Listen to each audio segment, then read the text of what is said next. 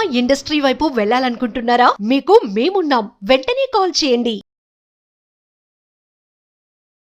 నమస్తే, welcome to Suman TV. ప్రస్తుతం స్టూడియోలో ఉన్నారు motivational speaker, family counsellor and public speaker Rajani Rama garu. నమస్తే మ్యామ్. నమస్తే నవీన. మ్యామ్, ఇప్పుడు ఈ కోల్కతా కేసులో సిబిఐకి అయితే ఒక గట్టి పాయింట్ అయితే దొరికింది. అయితే సందీప్ ఘోష్ ఎక్స్ ప్రిన్సిపల్ ఉన్నాడో ఆర్జీకర్ హాస్పిటల్, వైఫ్ సంగీత ఎవరైతే ఉన్నారో తను ఇచ్చిన వీడియోలో అసలు ఏముంది ఆ వీడియోలో? ఎట్టకేళ్ళకి సందీప్ ఘోష్ మొబైల్లో ఉన్నటువంటి ఆ వీడియో డిలీట్ చేసినప్పటికీ కూడా సిబిఐ మాత్రం ఆ వీడియోని పట్టుకుంది, సంగీత గారు ఇచ్చారు. మరి అసలు ఆ వీడియోలో ఏముందంటారు? ఇంతకుముందు ఏవో ఇచ్చారు, అక్కడ జరిగింది ఇక్కడ జరిగింది అని అన్నారు. ఈవిడ వైఫ్ ఎవరైతే ఉందో ఆవిడ అసలు వీడియో ఈయన ఆఫీస్ రూమ్లో దొరికింది అని చెప్పి ఇచ్చింది అని చెప్పారు. ఓకే, గుడ్, అది మంచిదైతే మనకి మంచిగా జరుగుతుంది. కానీ ఇది ఇప్పుడు ఎన్నో అపోహలు, ఎన్నో ఊహలు జరిగాయి ఇప్పటి వరకు. అవన్నీ ఒకరోజు వచ్చింది, ఒకరోజు నిజం, ఒకరోజు వచ్చింది ఒక నిజం కాదు అని కూడా అంటున్నారు. ఈవిడ ఆఫీస్ రూమ్కి అంత పెద్ద మెడికల్ హాస్పిటల్ కాలేజ్కి వచ్చి ఆయన పర్సనల్ ఆఫీస్ రూమ్లోకి వచ్చి ఆ వీడియో తీసి ఎలా ఇచ్చింది అనేది నాకు పర్సనల్గా వచ్చిన డౌట్. మేబీ ఇది నాది కూడా అపోహే కావచ్చు, చెప్పలేం.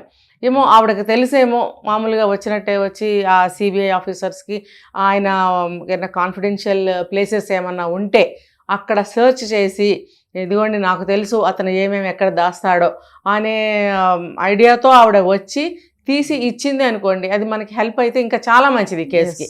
అందులో ఏంటంటే ఈ ఆఫీస్ రూమ్ ఏదైతే ఎక్కడైతే ఈ వీడియో మనకి దొరికిందో, ఆ ఫుటేజ్ ఏదో చెప్తున్నారు కదా, ఆ వీడియో ఆ రోజు అక్కడ ఘటన ఆ రూమ్లోనే జరిగిందన్నట్టుగా అందులో ఉందని చెప్తున్నారు, ఆఫీస్ రూమ్లో.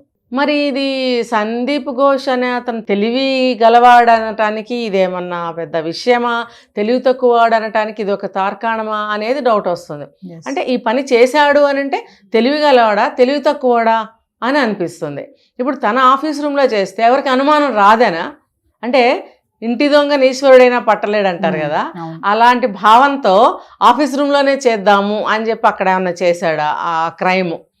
తర్వాత ఇక్కడ నుంచి ఏదైతే సెమినార్ హాల్ ఉందో అది ఫ్లోర్స్ ఏవో డిఫరెన్స్ ఉన్నాయి.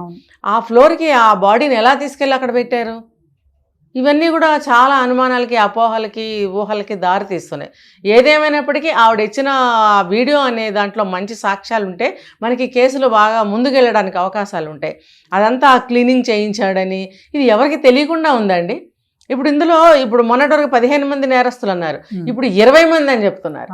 20 మంది కాదు, ఒక నెట్వర్క్ బెల్ట్ ఇంకా చాలా మందే ఉండుంటారు. ఇదే కనుక కరెక్ట్ అయితే. మొన్న అసలు ఒక్కలే అనుకుని అన్నారు కదా మేడం, మళ్ళీ అసలు ఒక్కళ్ళు అన్నారు 2 రోజుల క్రితం.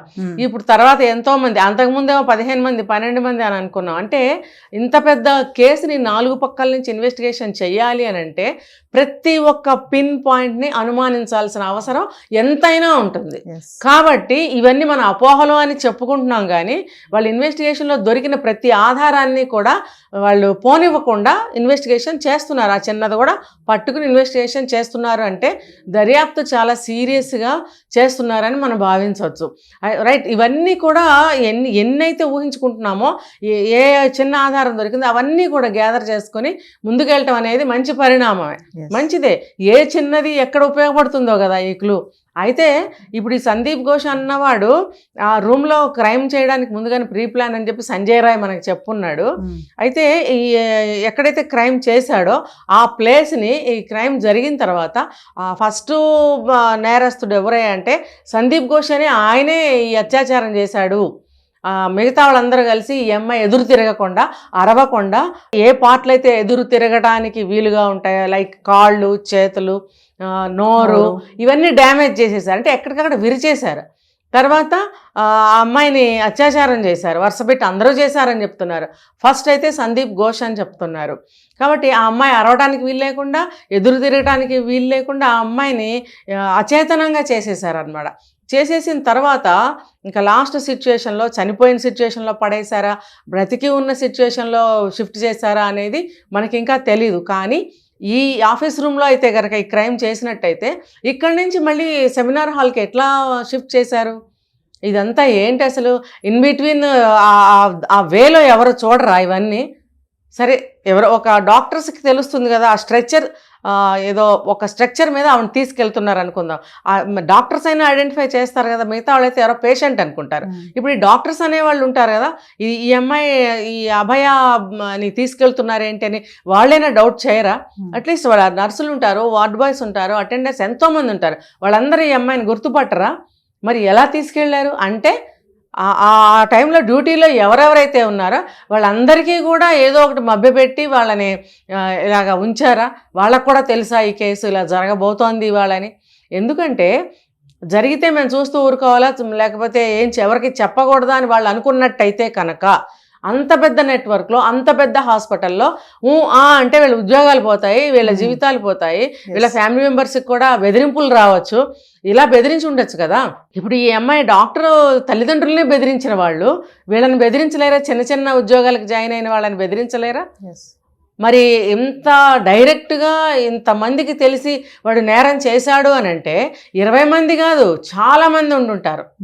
ఆ నైట్ షిఫ్ట్లో ఎవరెవరైతే ఉన్నారో అందరికీ తెలిసి ఉండాలి. తెలియకుండా మాత్రం జరగదు.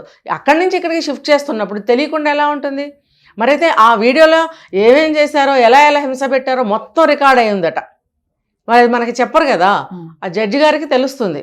తెలిసినప్పుడు వాళ్ళు తీర్పు ఇచ్చేటప్పుడు వాళ్ళు నిర్ణయించుకుంటారు దేన్ని పరిగణనలోకి తీసుకోవాలి అనేది వాళ్ళు నిర్ణయిస్తారు. కాబట్టి మనలాంటి వాళ్ళకి గుండెలు అదిరిపోతూ ఉంటాయి. అమ్మో ఏంటి ఇలా జరిగింది ఇంతమందికి తెలుసా అని మనందరం చాలా కంగారు పడిపోతాం, భయపడిపోతాం. ఇప్పుడు మొత్తం ప్రపంచవ్యాప్తంగా జనం ఎవరైతే ఉన్నారో, ఇప్పుడు వేరే వేరే కంట్రీస్ వాళ్ళు కూడా చాలా అటెన్షన్ పెట్టారు ఈ కేసు మీద. ఏమవుతుంది, ఈగర్లీ వెయిటింగ్ దే ఆర్.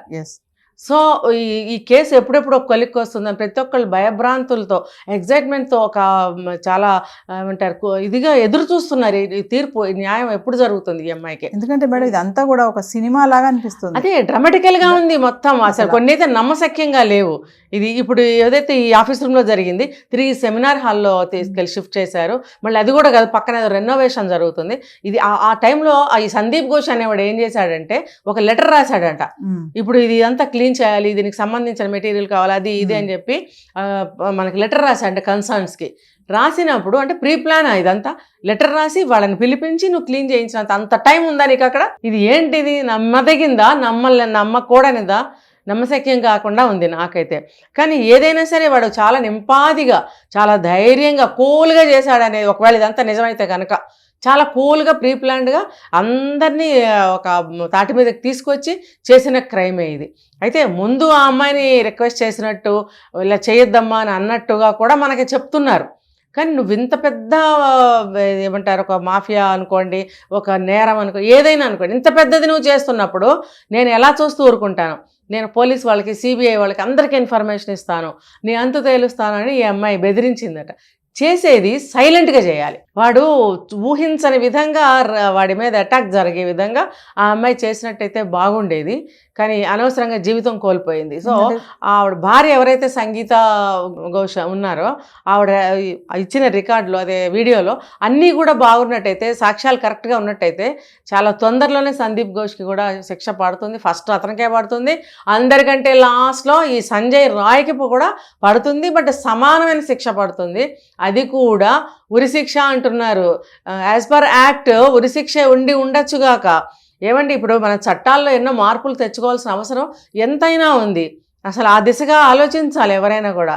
అవి మార్పులు చేస్తేనే ఎటువంటి వాడికైనా ఉరిశిక్ష అంటే క్షణంలో హాయిగా నిద్రపోయినట్టు పోతాడు వాడు.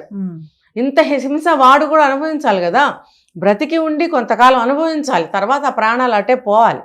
ఆ రకంగా వాడికి శిక్ష అమలు సరిపోయేటట్టుగా చట్టాలు మార్చాల్సిన అవసరం ఎంతైనా ఉందండి. ఉరిశిక్ష వేసేస్తారు, ఎలా సమానమైన శిక్షలట.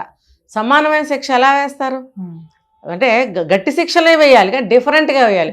అంటే మన గరుడ పురాణంలో చెప్తూ ఉంటారు, కుంభీపాకం అని, అదని ఇదని రకరకాల. అంటే అవన్నీ మనం ఇప్పుడు చేయలేము, కానీ బ్రతికి ఉండగానే జీవోత్సవాల్లాగా బ్రతికేటటువంటి శిక్షలు వేయాలి. ఒక కాలు, ఒక కన్ను, ఒక ఇది అన్ని ఆర్గాన్ పక్క అన్ని కట్ చేసి, అంటే ఏ ఒక్క భాగంతో కూడా వాడు మూవ్ కాలేని పరిస్థితిలో, మూవ్ అవ్వలేడు అసలు. అటువంటి దుస్థితిలో, దుర్భరమైన పరిస్థితిలో వాడు నీచంగా రోడ్డు పక్కన ఎన్నాళ్ళకో చనిపోవాలి. ఇన్ బిట్వీన్ వాడికి ఎవడో బిస్కెట్ కానీ, బ్రెడ్ ముక్క కానీ, మంచినీళ్ళు కానీ ఎవ్వడు ఇవ్వకూడదు. అప్పుడు ఓహో నేను చేసింది ఇంత పెద్ద నేరమా అని ఎవరైతే ఉన్నారో వాళ్ళందరూ అనుకున్న తర్వాతే వాడికి చావు రావాలి. వాళ్ళందరికీ అంతే కదా మేడం, ఎందుకంటే ఆ అమ్మాయిని అంత బాధ పెట్టి అంత మామూలుగా కాదండి. ఒక ఉరేసేస్తే ఏముంది, టుపుక్కుమని పోతుంది అంతే కదా, క్షణంలో హాయిగా నిద్రపోయినట్టు పోతాడు వాడు. అంతే. ఇప్పుడు మనకి తెలిసి ఇది వెలుగులోకి వచ్చింది, ఈ రానివి ఇటువంటివి ఇంకా చాలానే ఉండుంటాయి. Yes. ఇలాంటివి ఇంకా ఉంటే కూడా అన్ని వెలుగులోకి రావాలి. అసలు ఎవరో ఎక్కడన్నా జరిగినా అటువంటివి తెలియజేయటం కూడా మంచిదే. ఇప్పుడు ఈవిడికి జస్టిస్ జరగాలని చెప్పి అందరూ కోరుకుందాము. ఇదే నేను కూడా కోరుకునేది. ఎందుకంటే మనం ఒక వీడియో చేసాం మేడం, ప్రీవియస్ 1973 అరుణా షాన్బాగ్ గురించి మాట్లాడడం. ఎవరైతే ఉన్నాడు చేసినోడు ఉన్నాడో ఆ వార్డ్ బాయ్ అతను, మరి అతను 7 సంవత్సరాలు శిక్ష చేశారు, బయటకు వచ్చేసాడు. 7 సంవత్సరాలు ఏంటండి, 7 గంటల్లాగా అయిపోయింది వాడికి. మరి ఆమె మాత్రం బెడ్ మీద అలా 30 సంవత్సరాలు ఉండి చనిపోయింది. తను ఎంత నరక యాతన. జీవితం ఎవరిది పోయిందండి, ఎవరిది పోయింది చెప్పండి. చిన్న వయసులో పిల్లలు ఎన్నో కలలుగా అంటారు, మంచి ఉద్యోగం చేద్దాం, డబ్బు సంపాదిద్దాం, మంచి భర్తని పెళ్లి చేసుకొని జీవితం మంచి ఇలా ఉండాలి నా జీవితం అని ఒక డిజైన్ చేసుకుంటారు. ఆ డిజైన్ ని చెరిపేసే హక్కు ఎవరిచ్చారు? వీళ్ళు దుర్మార్గులకి. ఫ్యామిలీ అంతా కూడా కొలాప్స్ అయిపోయింది కదా. అంతే కదా, ఒక్కతే కూతురు. అంతే కదా. వీళ్ళకి కావాల్సినట్టు జీవితం నడపాలని ఎలా అనుకున్నారో వాళ్ళకి కళలు ఉండవండి. ఆ డిజైన్ని చెరిపేసే హక్కు, కళల్ని కాలరాసే హక్కు ఎవ్వరికీ లేదండి. ఎవరి స్వతంత్రత వాళ్ళది, ఎవరి జీవితం ఆనందంగా బ్రతకాలి అందరూ. ఎవరండి వీళ్ళందరూ, ఎక్కడి నుంచి వచ్చి నాశనం చేస్తున్నారు? ఇది చాలా అమానుషం. చూద్దాం మేడం, మరి సంగీత ఏదైతే ఇచ్చిందో వీడియో, ఆ వీడియోతో మరి బయటకు వచ్చి తొందరగా జడ్జ్మెంట్ వస్తుందా, లేదంటే దాన్ని కూడా ఏమైనా మ్యానిపులేట్ చేసేస్తారా అనేది మనం ఇంకా వేచి చూడాల్సిన పరిస్థితి కనిపిస్తుంది. Thank you.